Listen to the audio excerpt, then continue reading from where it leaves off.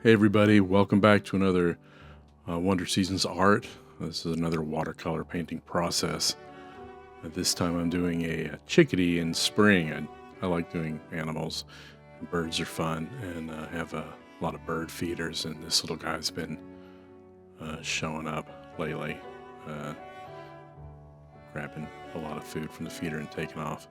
So I thought I'd do a little chickadee, and it's something relatively simple, so I could work on that, but the surrounding little scenery that I'm placing him in, something about spring, so I wanted to do something that has a lot of flowers, some sort of flowering tree kind of a thing, and some sort of bright sky.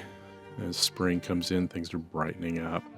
I'm here in Georgia, and I'm not saying that we're done with winter, but it sure seems like spring is coming in earlier than a lot of previous years. There's already blossoms sort of popping out on our jasmine, and the crocus are coming up, and I got lots of little birds, and I've seen the sandhill cranes migrating, so things are moving. I've seen buds coming out on plants, so spring's coming. That means all the pollen, which is not the fun part. And so I'll do a little chickadee. Chickadees are fun. They're kind of very fast, tiny little birds, black caps, black bibs. And then this is some sort of flowering tree, which I am guessing is a made-up tree. I'm using a reference I generated on the computer, so I'm not stealing anybody's photography or anything, and just working with some imagery of a flowering tree with a little chickadee in it. The flowers look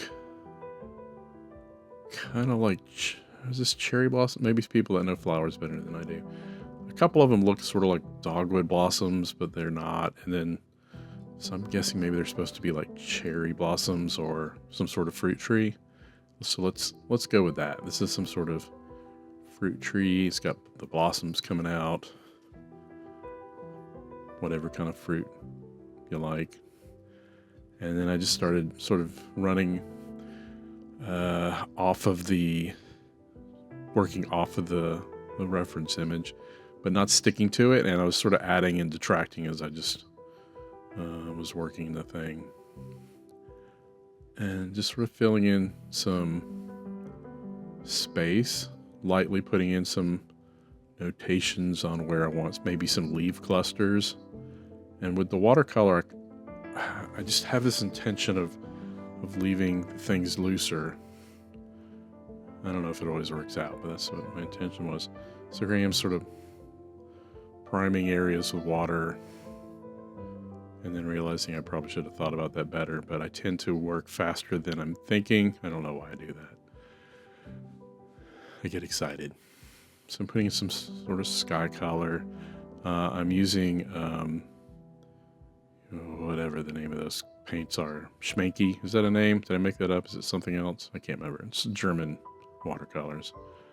And I got them squished. I got tubes, and I put them into a little travel kit so I could fit it into the camera, easier for you guys to see.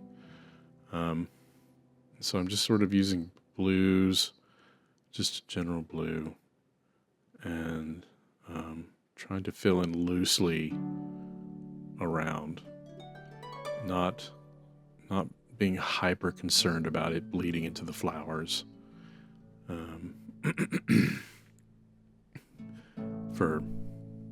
For good or not, I'm not sure. And here I'm just putting in some bright spring kind of greens, loosely to bleed out, to be like clusters of leaves that are out of focus. That was my intention. Whether or not I achieved it, I'm not quite sure. And a lot of times new leaves have a lot of reds in them. There's a lot of reds in leaves. That's why they're bright, but they're not hyper green. So sometimes I just like to stick some browns, reddish browns in there. into the green tones to help bring them down a little bit so they're not neon.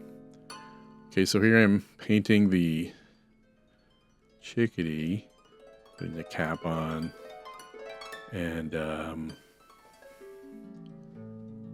just coming in with some colors.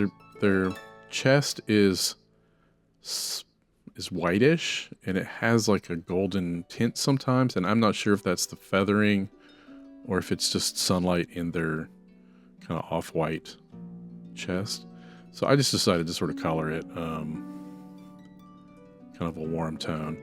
And then I'm putting in some dull blue on the wing. I think the Chickadee's wings are gray, but I'm just sort of playing a little loose with the colors just for some interest. And then I'm putting in, that's a it's like a yellow ochre, earth tone yellows, and then I put a little orange, and I'm blotting it out. And I guess some people say don't, but I do, and I don't know. I just tend to do that anyway. And then reinforcing the tail colors,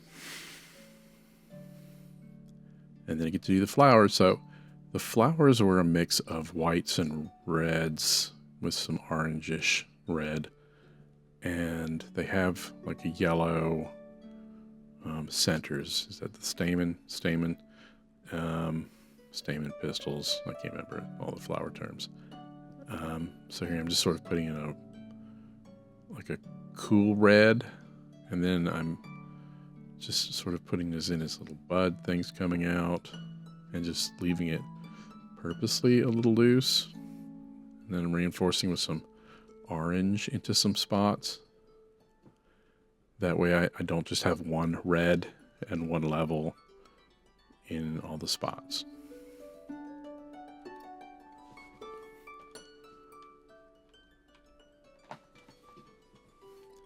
And just popping in some colors to pop against the flower tones. I said pop twice. Probably should have used another word. And then I'm putting shadows, trying to think about how to separate things, reinforcing the leaves now, and then putting some maybe individual leaf shapes loosely over the abstracted leaf lump.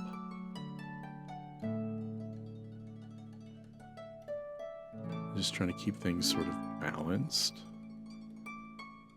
not overbearing. You can see there's a blue line behind the Chickadee. I don't know how that got on my paper.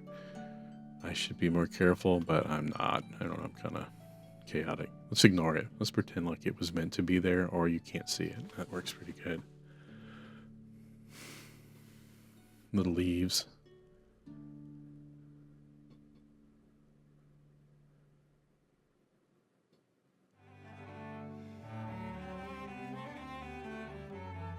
And then I had to let it dry, and I'm coming back just throwing some blue in there around, a little extra blue punch.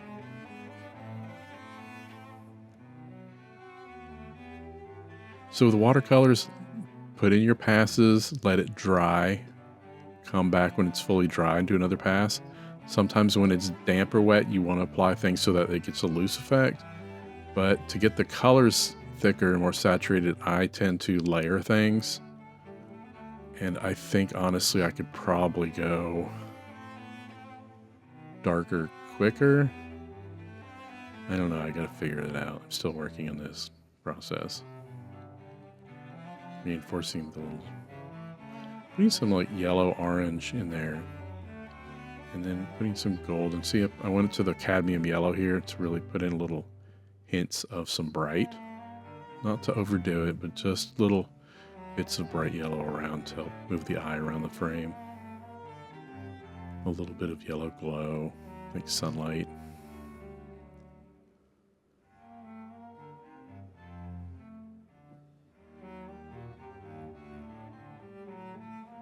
It's like bounce light.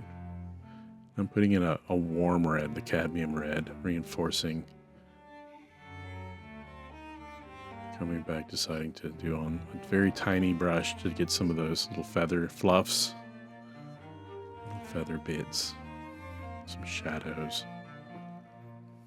So I always start big brush, medium brush, small brush. I work big to small, blocking in. I do that with oil paints and acrylics to block in bigger and then work to refine. I guess you could, I'm trying to think with watercolor, you could maybe, once you draw it in, work smaller brushes, but I like blocking in colors and getting things kind of laid out, like a roadmap of what I'm going to do. And then here I'm reinforcing the warm branches.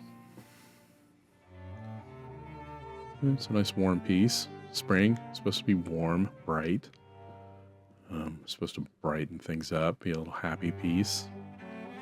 Nothing major, just, you know, some spring decor, if you will. Just a nice little piece. It's fun. I think this took me, oh gosh, 2 hours with drying, maybe more, maybe a little less. And it's hard to say. I let it dry, I leave, and then I have to come back and see what it's doing. So these are quick pieces. So there you go. I hope that was helpful for you guys. I hope you enjoyed the process. Thank you for watching. I'll be doing more birds and flowers and stuff coming up. So thank you.